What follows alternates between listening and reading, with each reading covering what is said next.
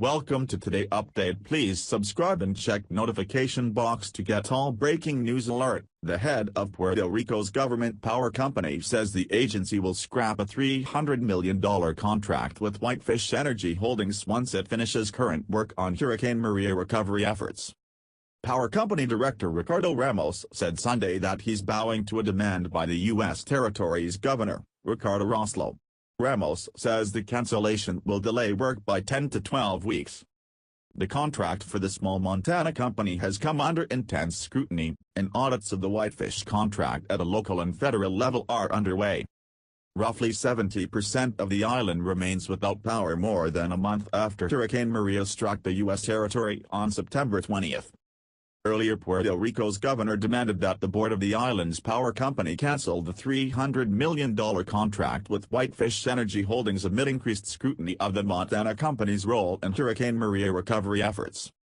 The announcement by Roslo comes as federal legislators seek to investigate the contract awarded to the small company from Interior Secretary Ryan Zink's hometown.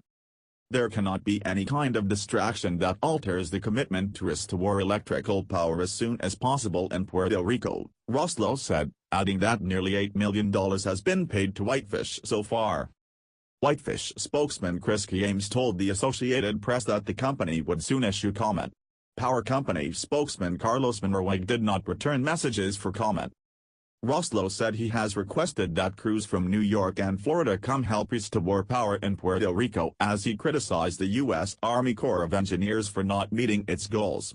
The agency could not be immediately reached for comment. Audits of the Whitefish contract at a local and federal level are ongoing, and the governor also announced the appointment of an outside coordinator to oversee the power company's purchase and contracting division.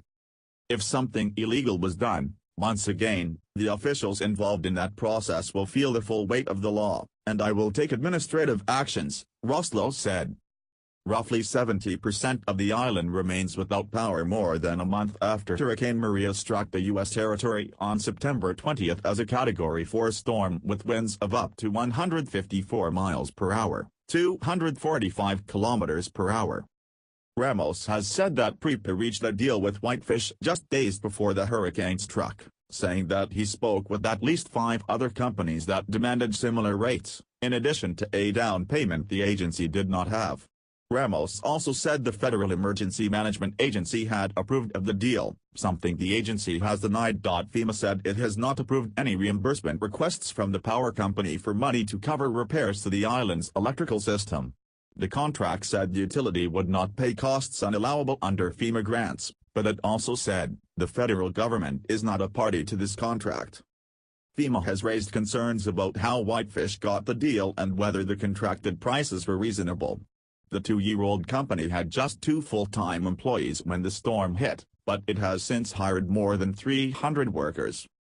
A Whitefish contract obtained by the Associated Press found that the deal included $20,277 an hour for a heavy-lift Chinook helicopter, $650 an hour for a large crane truck, $322 an hour for a foreman of a power line crew, $319 an hour for a journeyman lineman and $286 an hour for a mechanic. Each worker also gets a daily allowance of $80 for food, $332 for a hotel room and $1,000 for each flight to or from the mainland. Whitefish Energy Holdings is based in Whitefish, Montana. Zink, a former Montana congressman, knows Whitefish CEO Andy Techmansky, and Zink's son also had a summer job at a Whitefish construction site. I had absolutely nothing to do with Whitefish Energy receiving a contract in Puerto Rico, Zink recently said in a statement linked to a tweet. Any attempts by the dishonest media or political operatives to tie me to awarding or influencing any contract involving Whitefish are completely baseless. Democrats also have questioned the role of HBC Investments, a key financial backer of Whitefish Energy. The Dallas-based company's founder and general partner, Joe Colonnetta, has contributed thousands of dollars to Trump and other Republicans. James has said Colonnetta's political donations were irrelevant and that the company would cooperate with any federal authorities.